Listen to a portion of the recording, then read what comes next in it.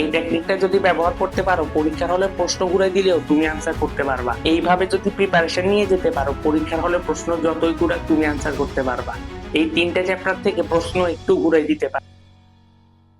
সালামু আলাইকুম সবাইকে, আমি মোহাম্মদ জাহাদুল ইসলাম। বর্তমানে পড়াশোনা করছি ঢাকা রেসিডেন্সিয়াল মডেল কলেজে ইন্টার ফার্স্ট ইয়ারে। আমি এসএসসি দিয়েছিলাম, এসএসসি 25 ব্যাচ থেকে। ফিজিক্সে তোমাদের সব থেকে বেশি যে প্রবলেমটা হয় সেটা হলো প্রশ্ন ঘুরে দিলে পারো না। এই জিনিসটা ঠিক আমার ক্ষেত্রে হইতো, আমিও একই টাইপের প্রশ্ন যদি একটু ঘুরে দিত আমারও মাথা কনফিউজ হয়ে যাইতো, আমিও বুঝতাম না এটা কিভাবে করব। তো আজকে আমি তোমাদেরকে এমন কিছু টেকনিক শিখাবো যেগুলো যদি মানতে পারো, প্রশ্ন ঘুরে দিলেও তুমি ইনশাল্লাহ আনসার করে দিয়ে আসতে পারবা। তো প্রশ্ন ঘুরে দিলে কোশ্চেন আনসার করার জন্য সব থেকে বেশি যেটা তোমার দরকার হবে সেটা হলো প্রবলেম সলভিং মেন্টালিটি। তোমাদের যাদের প্রবলেম সলভিং স্কিলটা ভালো তারা অবশ্যই এই জিনিসটা করতে পারবে। এটা কিভাবে হয়, তুমি যখন ম্যাথ করতে থাকো, যখন আটকে যাও, তখন সলিউশন না দেখে নিজে নিজে সলভ করার ট্রাই করো, তখন এই জিনিসটা আস্তে আস্তে গ্রো করে। তো বছরের শুরু থেকে যারা এই কাজটা করছো, তোমরা খুব ভালো একটা কাজ করছো। ইনশাল্লাহ পরীক্ষার হলে এটা রেজাল্ট পাবা। প্রশ্ন যতই ঘুরে দেখ, তোমরা ইনশাল্লাহ আনসার করে দিয়ে আসতে পারবা।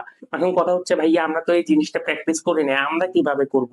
তোমরা যারা মোটামুটি পড়াশোনা করছো, তোমরা দেখবা পরীক্ষার হলে প্রশ্ন ঘুরে গেলে তোমরা একটু ভিজুয়ালাইজ করার ট্রাই করবা, মানে চিত্র এঁকে সলভ করার ট্রাই করবা। জিনিসটা শিখেছিলেন আমার একজন প্রাইভেট টিউটর মনির স্যার। তো আমি ওনার কাছে ব্যাচ পড়তে যেতাম, তো উনি চেষ্টা করতো প্রত্যেকটা সৃজনশীলের আগে একটা চিত্র এঁকে আমাদেরকে দেখানো। বিষয়টা এমন না যে তোমাকে পরীক্ষার খাতায় চিত্র আঁকতে হবে। তুমি কথা কথা একটা প্রশ্নে আটকে গেছো, এখন তুমি ওটা চিত্র আঁকে শুরুতে দেখে নিবা এটা কিভাবে হইতে পারে, মানে এই জিনিসটা কিভাবে সলভ করা যায়। তুমি যদি খাতার পাশে বা ছোট করে একটা চিত্র এঁকে দেখে নাও এটা কিভাবে করা যায়, তাহলে তুমি একটা আইডিয়া পাবা। যে ম্যাথ গুলা পারো ওগুলা চিত্র করা লাগবে না, যে ম্যাথ গুলা পারো না ওগুলা পাশে দিয়ে জাস্ট একটু হালকা চিত্র এঁকে তুমি দেখে নিলে এটা কিভাবে হতে পারে। এটা কিন্তু বাধ্যতামূলক না, তুমি যখন প্রশ্ন বুঝবা না বা প্রশ্ন ঘুরাই দিবে তখন এই কাজটা করবা, দেখবা যে তুমি জিনিসটা সলভ করার একটা আইডিয়া পাই গেছো। আরো একটা ইম্পর্টেন্ট কথা, তোমরা যারা আমার ভিডিও দেখো তারা 80% সাবস্ক্রাইব না করা ছাড়াই দেখো। আমি তোমাদের জন্য এত কষ্ট করে ভিডিও বানাই, এতগুলা সাজেশন দিচ্ছি, তো একটা সাবস্ক্রাইব বুঝি করতে পারবা না।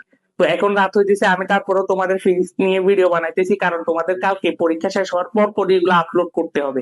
আমি যেহেতু নিজেই ভিডিও বানাই, নিজেই এডিট করি, আবার নিজে আপলোড করি, তো এই জিনিসগুলো করতে আমারও কষ্ট হয়, আমার একটু টাইম লাগে। তো তোমাদের জন্য এখনো রাত জাগিয়ে ভিডিও বানাচ্ছি, তো তোমরা একটা সাবস্ক্রাইব বুঝি করতে পারবা না।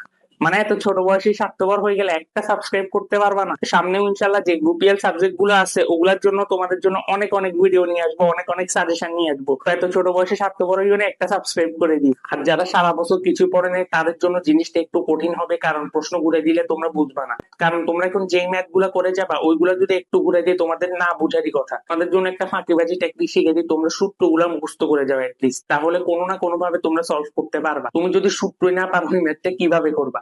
তা আমি এই জিনিসটা করছিলাম, আমি সূত্র মুখস্থ করে গেছিলাম ভালোভাবে। তো আমি যে সিলেক্টিভ চ্যাপ্টার গুলা বলে দিচ্ছি 2, 3, 4, 7 আর 10, এই 5টা চ্যাপ্টার, এগুলা ট্রাই করবা সূত্রগুলা ভালোভাবে পড়ে যেতে। তুমি যদি সূত্র ভালোভাবে পারো তাহলে তুমি ফ্রেন্ডদের হেল্প নিয়ে হোক কিংবা নিজে নিজে হোক অ্যাটলিস্ট পারবা কিছু একটা করে দিয়ে আসতে। আর তোমাদেরকে এমন 3টা চ্যাপ্টার বলে দিই যেগুলো থেকে প্রশ্ন ঘুরাইলে তোমরা আটকে যেতে পারো। চ্যাপ্টার 2, 3, 7, এই 3টা ট্রাই করবে একটু ভালোভাবে প্রিপারেশন নিয়ে যাওয়ার, কারণ প্রশ্ন কঠিন করলে এই 3টা থেকেই করবে। তোমরা যদি এই 3টা চ্যাপ্টারের কনসেপ্ট ভালোভাবে ক্লিয়ার না থাকে একটু আটকে দিতে পারে তোমাকে এই জায়গায়। তো আমি তোমাদেরকে বলবো এই 3টা চ্যাপ্টারের ম্যাথ গুলো একটু ভালো করে যাবে, ইনশাল্লাহ দেখবা যে পারতেছো।